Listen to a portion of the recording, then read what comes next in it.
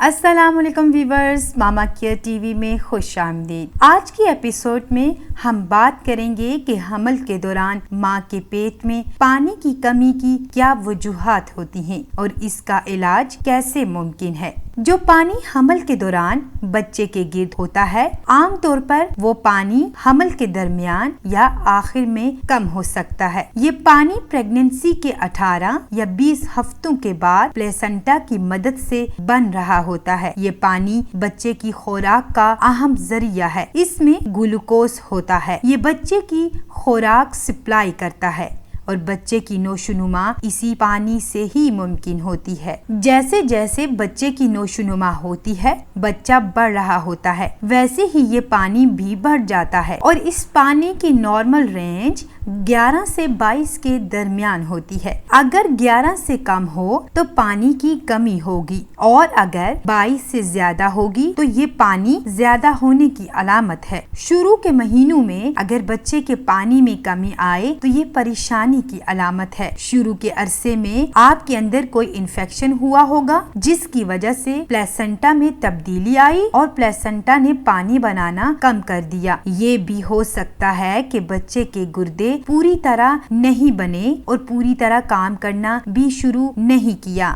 یا پھر بچے کے کڈنیز کا کوئی بناوٹی مسئلہ ہوا جس سے بچے کا پیشاب شامل نہیں ہوا، جس سے پانی خشک ہو جاتا ہے۔ عام طور پر 24 ہفتوں سے پہلے اگر بچے کا پانی خشک ہو جاتا ہے تو یہ بناوٹی مسئلہ ہو سکتا ہے بچے کے اندر یا پھر پلیسنٹا کے اندر۔ زیادہ تر کیسز میں ایسا دیکھا گیا ہے کہ پانی کی تھیلی پھٹ جاتی ہے اور پانی لیک ہو جاتا ہے۔ یہ آپ خود بھی محسوس کر سکتی ہیں۔ جن خواتین کو ہائی بلڈ پریشر کا مسئلہ رہتا ہے اس کا اثر سیدھا بچے پر پڑتا ہے، جس کی وجہ سے بچے کا پانی کم ہو جاتا ہے یا پھر ختم ہو سکتا ہے۔ اب بات کر لیتے ہیں کہ اس کا علاج کیسے ممکن ہو سکتا ہے۔ سب سے پہلے یہ دیکھا جاتا ہے کہ ماں کے اندر اگر کوئی بیماری ہے، جیسے کہ کڈنی کا مسئلہ ہو یا ماں کا شروع سے ہی ہائی بلڈ پریشر کا مسئلہ ہو یا پھر ماں کو ہارٹ کا مسئلہ ہو یا پھر کوئی انفیکشن ہو، تو سب سے پہلے ان کا سولوشن ڈھونڈا جاتا ہے۔ اگر خون گاڑھا ہوا ہو تو اسے پتلا کرنے کی میڈیسن دی جاتی ہیں۔ ہائی بلڈ پریشر کو کنٹرول کیا جاتا ہے تاکہ آخری ٹرائیمیسٹر میں پانی کم نہ ہو جائے۔ یہ بھی ہو سکتا ہے آپ کا واٹر بیگ پھٹ گیا ہو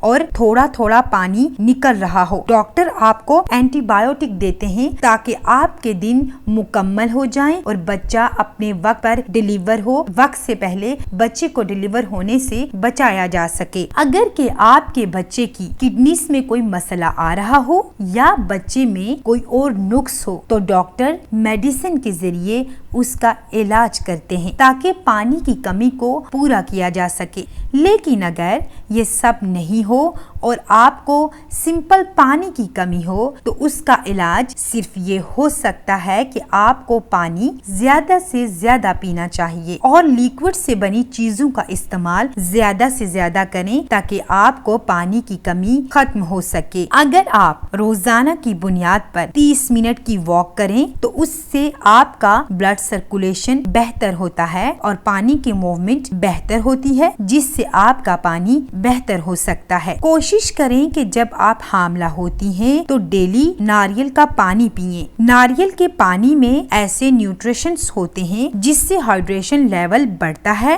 اور اس سے بھی آپ کا پانی بہتر ہوتا ہے۔ سب سے اہم چیز، اپنی ڈائٹ کو بہتر کریں۔ جب آپ پریگننٹ ہوتی ہیں تو شروع سے ہی اپنی ڈائٹ کو بیلنس رکھیں۔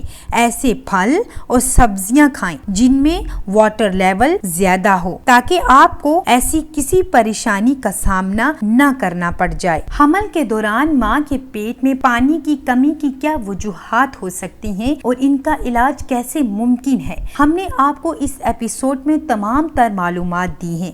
امید ہے آپ کو ہماری اس معلومات سے کافی فائدہ حاصل ہوگا۔ آپ باقاعدگی سے ڈاکٹر سے چیک اپ کروائیں تاکہ اللہ نہ کرے اگر آپ یا آپ کے بچے میں کوئی بیماری ہے، کوئی انفیکشن ہے یا کسی قسم کا کوئی مسئلہ ہو تو ڈاکٹر بر वक्त आप या आपके बच्चे का इलाज करा सके और आपके बच्चे की जान को महफूज बनाया जा सके। अपना बहुत सारा ख्याल रखिएगा। प्लीज हमारे चैनल को सब्सक्राइब करें और हमारी वीडियो को लाइक कर दें।